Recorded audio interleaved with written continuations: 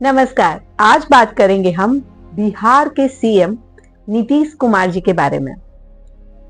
Election चल रहा है और चारों बगल गहमा गहमी है कि पिछले कई सालों से मुख्यमंत्री नीतीश कुमार जी ने जो बिहार की इस विकास यात्रा को आगे बढ़ाया है, वो आगे किसके नेतृत्व में और आगे बढ़ेगी। तो सबसे पहले इस बारे में हम नीतीश कुमार जी के बारे में जानते हैं। उसके पहले बता दूं, मैं Sunita Kabra, modern master numerologist, vastu expert, aura scanning expert, CEO of Resham group and life care brand and your day maker.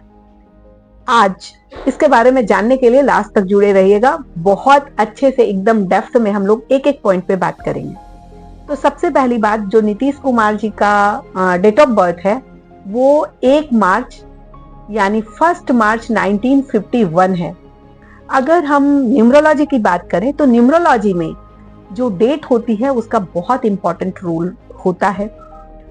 और अगर ये डेट ओरिजिनल ना भी हो, क्योंकि ये मैंने सोशल मीडिया से ली है, लेकिन इतने टाइम से अगर यही डेट ऑफ बर्थ उनकी सर्कुलेट हो रही है तो इनका भी इम्पैक्ट उनकी लाइफ में होगा ही होगा, जो अभी हम आराम से देख सकेंगे। तो 1 मार्च को है। फर्स्ट किसका नंबर है? सन का नंबर है। और सन ये नेचुरल लीडर्स होते हैं। साथ ही साथ अगर हम इसकी पूरी डेट ऑफ बर्थ को कैलकुलेट करेंगे, 1 + 3 + 1 + 9 + 5 + 1, तो ये सारा कैलकुलेट करने के बाद जब सिंगल डिजिट पे लाते हैं तो ये होता है हमारा भाग्यांक यानी लाइफ पाथ नंबर या फिर हमारा डेस्टिनी नंबर, जो आता है 2 पर। यानी ये बनाता है इनको एक डिप्लोमेट, जो ऐसा जो लोगों की भावनाओं को समझता है, a person who understand people's emotions. और ये जब कोई भी इंसान जब किसी के इमोशन के साथ जुड़ा होता है, क्योंकि ये चंद्रमा का नंबर है और चंद्रमा मून का काम ही होता है, वो केयरिंग भी होते हैं, वो इमोशनल भी होते हैं और उसी तरीके से लोगों को जोड़ने और लोगों के साथ एक भावात्मक रिश्ता बनाने वाले होते हैं। और साथ ही साथ अगर मैं उनके नाम की बात करूं तो यहाँ भी एक बहुत प्यारा कॉम्बिनेशन नजर आता है। नाम में हम 2 तरह से कैलकुलेट करते हैं। अगर मैं सेल्डियन के हिसाब से जाती हूँ तो इनका नाम केतु के नंबर पे यानी 7 पे आता है। और साथ ही साथ अगर मैं पैथागोरस की तरफ से जाती हूँ तो इनका जो नाम है वो सैटर्न यानी शनि के नंबर पे जाता है। और किसी एक पॉलिटिशियन के लिए इन दोनों में से किसी भी नंबर पे जाएं वो बेस्ट होता है। और वो छाप इन पर नजर आ रही है, इनकी जो पर्सनालिटी है, इनकी जो कार्य क्षमता है, कार्यशैली है, उनमें भी नजर आ रही है।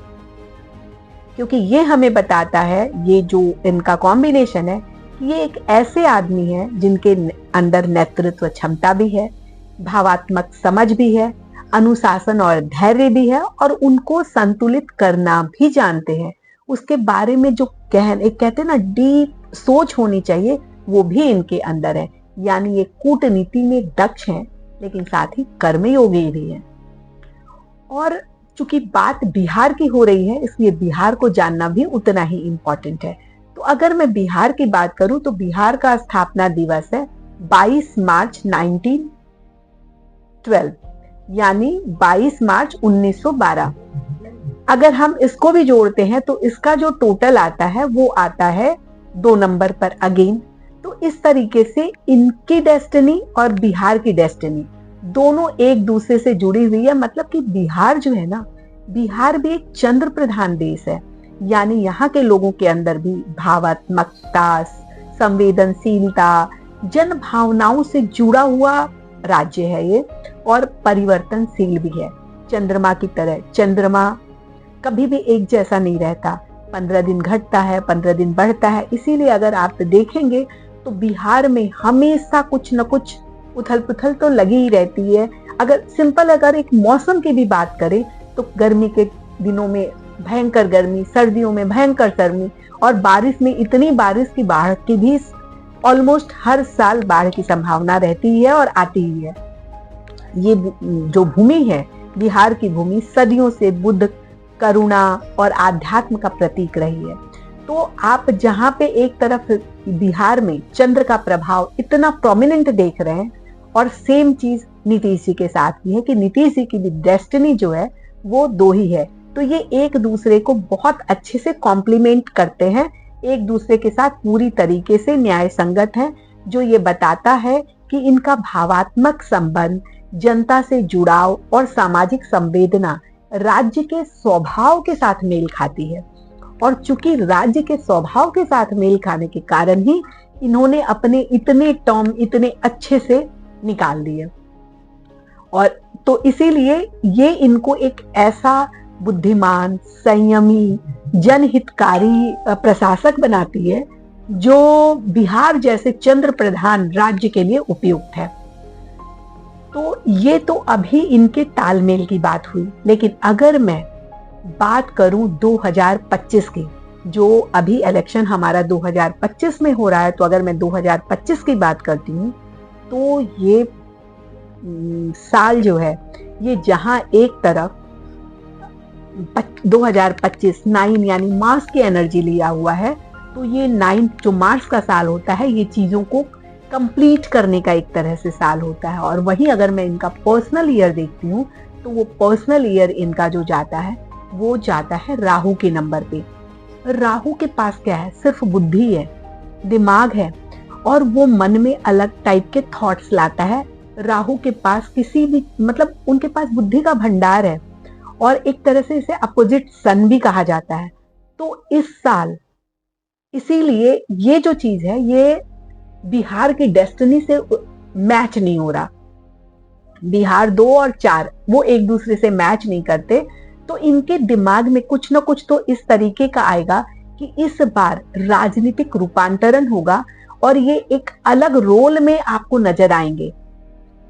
हो सकता है इस बार ये, क्योंकि बुद्ध इन्हें इतना ज्ञान और इतना विजन इनके पास आएगा कि कोई बहुत बड़ी बात नहीं है कि ये खुद ही अपने आप को इस दौर से हटा दे कि नहीं मुझे सीएम बनना है। हालांकि सीएम बनने के चांसेस कम है, लेकिन ये बहुत बड़ी बात हो सकती है कि ये खुद ही अपने आप को इस रोल से हटाकर अपने आप को एक मेंटोर के रोल में डालें। इन्हें केंद्र में कोई एक अच्छी जगह मिल सकती है जहां से ये लोगों के को और ज्यादा अपने नॉलेज, अपने एक्सपीरियंस का प्रभाव दे पाए, क्योंकि इनकी जो अब छवि आएगी ना, एक मार्गदर्शक के रूप में आने वाली है। आगे फ्यूचर जो दिखा रहा है उनका, उसके हिसाब से यही चीजें आ रही है कि इनका, चूंकि बिहार का और नीतीश जी का न्यूमरोलॉजी के हिसाब से एक बहुत गहरा और भावात्मक संबंध है, लेकिन अभी का जो इनका साल आ रहा है और इनके जो एज के ईयर्स आ रहे हैं, उनके हिसाब से अगर हम कैलकुलेशन देखते हैं तो ये यही बताते हैं कि अभी आने वाले दिनों में मुख्यमंत्री बनने के इनके चांसेस बहुत कम है। अगर आए तो कुछ ना कुछ उठापटक जरूर होगी। इनके लिए एसएचबी सबसे अच्छा यही है कि ये अब मेंटोर के रूप में उभरे, और जिसकी बहुत ज्यादा संभावना है कि ये खुद से इस रोल को एक्सेप्ट करेंगे, और ये एक्सेप्ट करेंगे तो ये इनके लिए बहुत अच्छा रहेगा। तो मैं अब यही कह सकती हूँ उनके लिए कि इन्होंने जो कर्मयोगी बन के इतने सालों बिहार को एक विकास का आयाम दिया है, अब ये पूरे पटल पे एक मेंटोर के रूप में उभरे और लोगों को सारे लोगों में अपना प्रकाश फैलाएं, बिहार की चेतना को संतुलन और स्थिरता दें, क्योंकि जैसे चंद्र प्रकाश फैलाता है वैसे ही नीतीश जी का भी उद्देश्य यही है, पूरे बिहार की चेतना को संतुलन देना और स्थिरता देना। तो इसीलिए अभी मेरी तरफ से 90% यही है, 100% तो ऊपर वाला है, बट मैं अपनी तरफ से पूरी तरीके से कह सकती हूँ कि इस बार बिहार के मुख्यमंत्री के रूप में तो हम नीतीश जी को नहीं देखेंगे। हाँ, हम उन्हें बिहार के एक बहुत काबिल, बहुत सुलझे हुए, बहुत भावात्मक रूप से जुड़े हुए और एक बहुत ही बड़े रौबदार व्यक्तित्व के रूप में हम उन्हें देखेंगे, और केंद्र में ये बैठ करके ये अपने नॉलेज से, अपने एक्सपीरियंस से लोगों को लोग उनको अपना मेंटोर बनाएंगे और उस रूप में उनकी ये पर्सनालिटी नजर आएगी। Thank you.